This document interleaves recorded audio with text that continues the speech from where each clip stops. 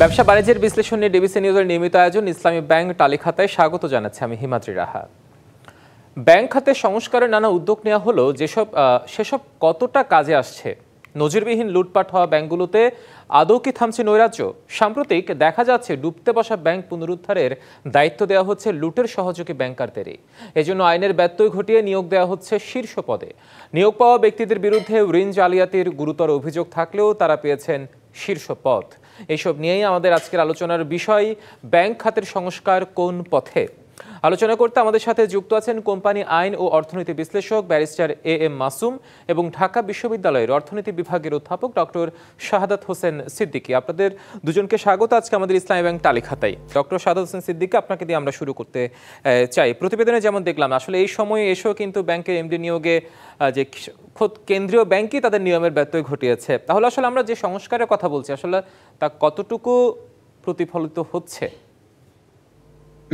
ধন্যবাদ। দেখুন, যে আমরা স্বাভাবিকভাবে অর্থনীতি বলতেই যে অর্থনীতির চালিকা শক্তি হিসাবে অথবা ব্লাড সেল হিসাবে যদি চিন্তা করেন, সার্কুলেশনের জন্য যেটা সবচেয়ে বেশি গুরুত্বপূর্ণ সেটাই ব্যাংকিং সেক্টর।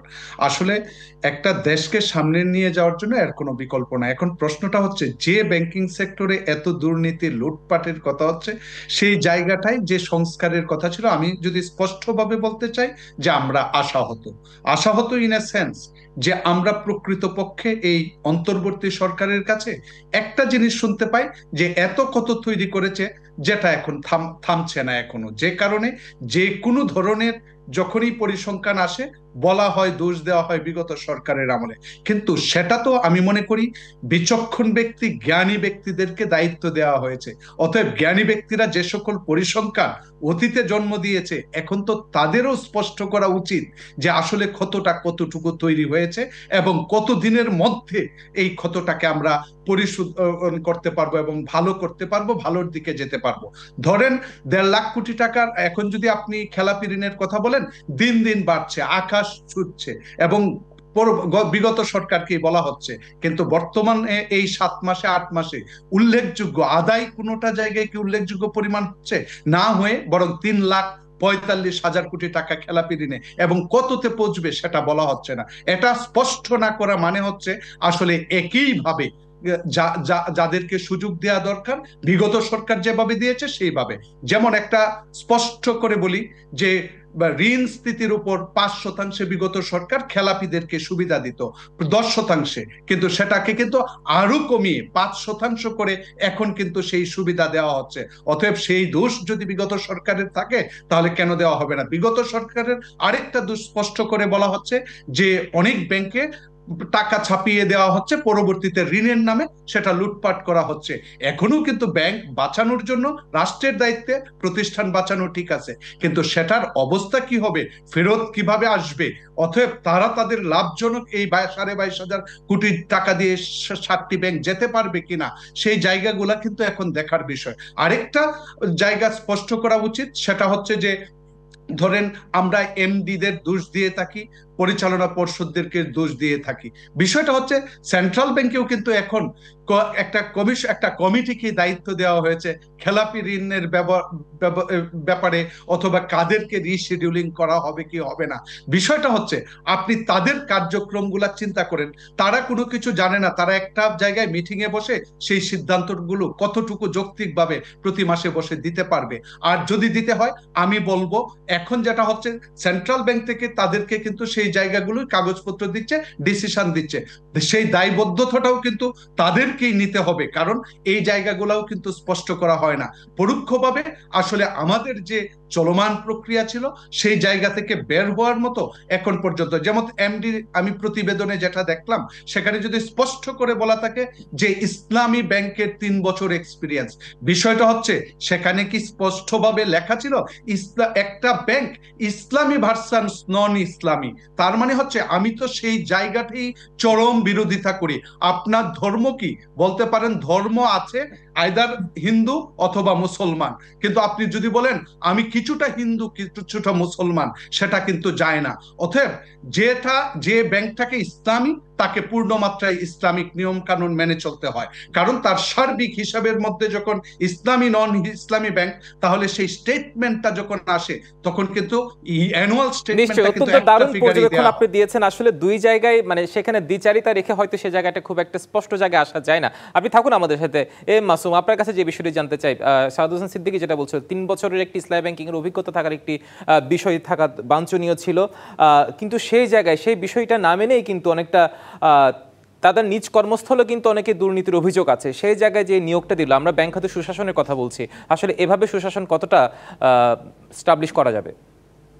আসলে ধরেন ব্যাংকের মেইন ইয়ে মানে আস্থার যেটা মানে ধরেন কনফিডেন্স বা আস্থা, এই জায়গাটা হলো প্রথমেই আপনাকে ইস্টাবলিশ করতে হয় যে কোনো ইয়ের ব্যাপারে।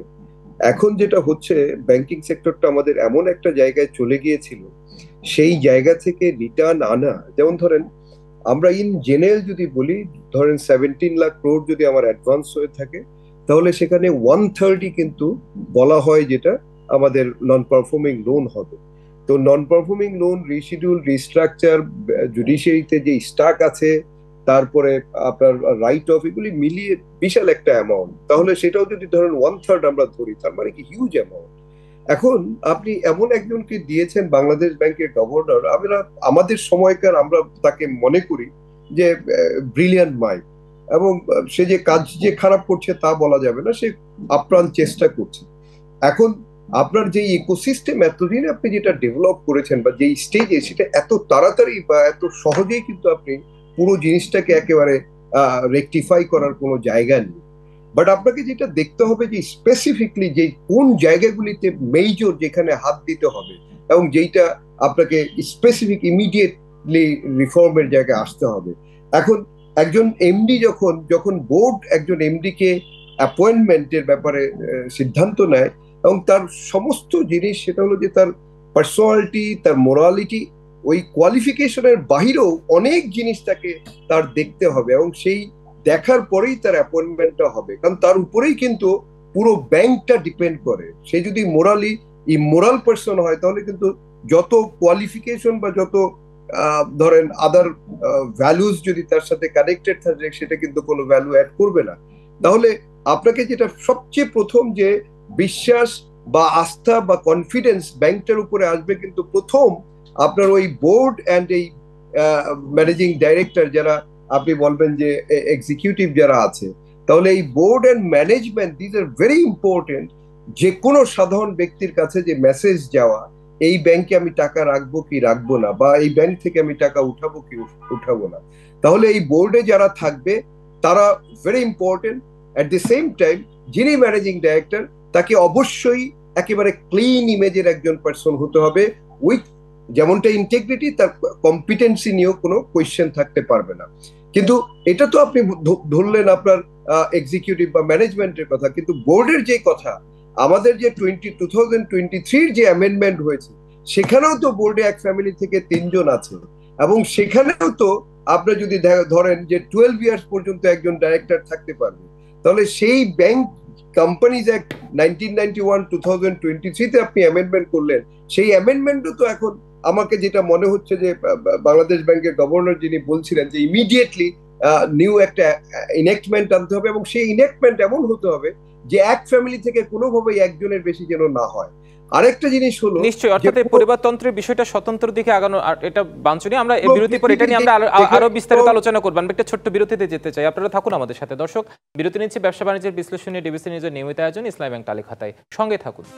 আবারও স্বাগত। ব্যবসা বাণিজ্যের বিশ্লেষণ নিয়ে ডিবিসি নিউজের নিয়মিত আয়োজন ইসলামী ব্যাংক টালি খাতায়। আজকের আলোচনার বিষয় ব্যাংক খাতের সংস্কার কোন পথে। আমরা আবারও ফিরছি আলোচনায়।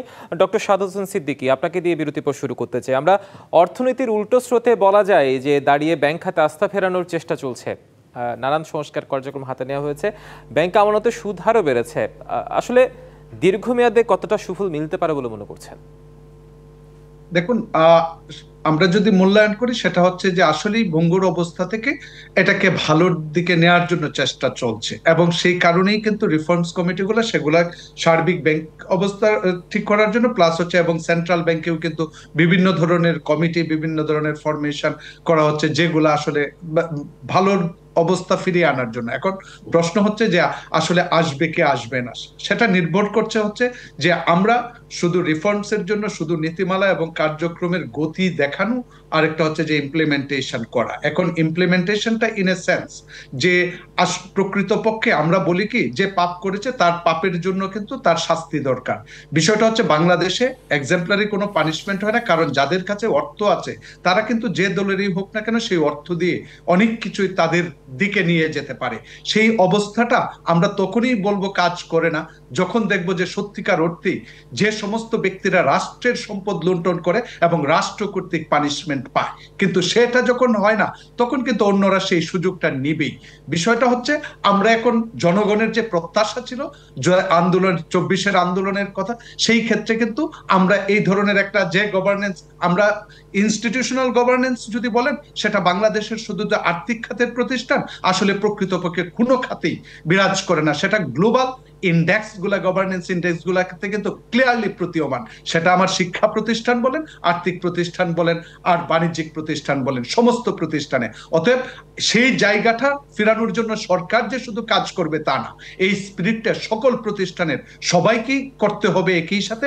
প্লাস হচ্ছে অর্থাৎ শুধু একার পক্ষে নয়, যারা মানে সিস্টার কনসার্ন যারা যারা আছে সবাইকে এই বিষয়টা নিয়ে নিশ্চয়ই আসলে স্পিরিটটা ধারণ করতে হবে, কনসার্ন থাকতে হবে। আপনি থাকুন আমাদের সাথে।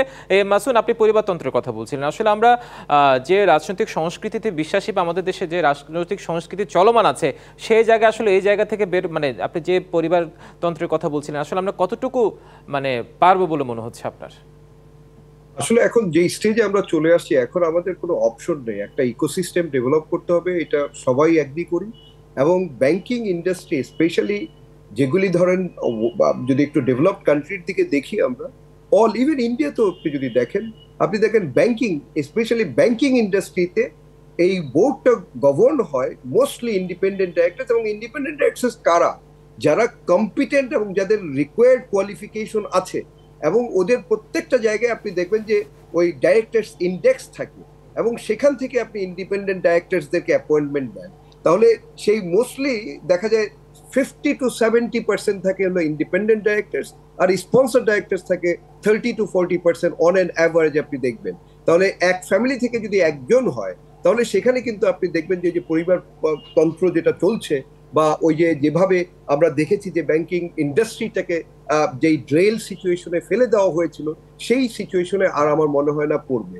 এখন আরেকটা সবচেয়ে বড় কাজ, সেটা কিভাবে বাংলাদেশ ব্যাংক করবে, সেটা হলো যে এই নাম্বার অফ ব্যাংকস, যেটা আমাদের 450 বিলিয়ন ইকোনমি, জিডিপির সাইজ যদি ধরেন, বা এটা আরো কম বলছে, কিন্তু সেই ইকোনমিতে আমাদের এতগুলি ব্যাংক 61-68 এই রেঞ্জের ব্যাংক আমাদের দরকার আছে কিনা, এবং সেটা যদি দরকার না থাকে তাহলে সেই সিচুয়েশনটা আমাদের কিভাবে ফেস করতে হবে, যেটা 90s-এ যদি ধরেন থাইল্যান্ড বা হংকং, ইভেন সাউথ কোরিয়ার মতো কান্ট্রিতে বা মালয়েশিয়াতে ওরা কিভাবে ফেস করেছে, তাহলে ওরা যেভাবে ফেস করেছে সেই জায়গায় ওই দেশগুলোর অভিজ্ঞতাগুলো হয়তো কাজে লাগিয়ে রিফর্মটা হয়তো এখানেও করা যাওয়ার সুযোগ আছে। মাসুম এবং ডক্টর শাহাদাত হোসেন সিদ্দিকী, আপনাদের দুজনকে অসংখ্য ধন্যবাদ আজকে আমাদের ইসলামী ব্যাংক তালিকাতে এসে আপনাদের মূল্যবান সময় দেওয়ার জন্য।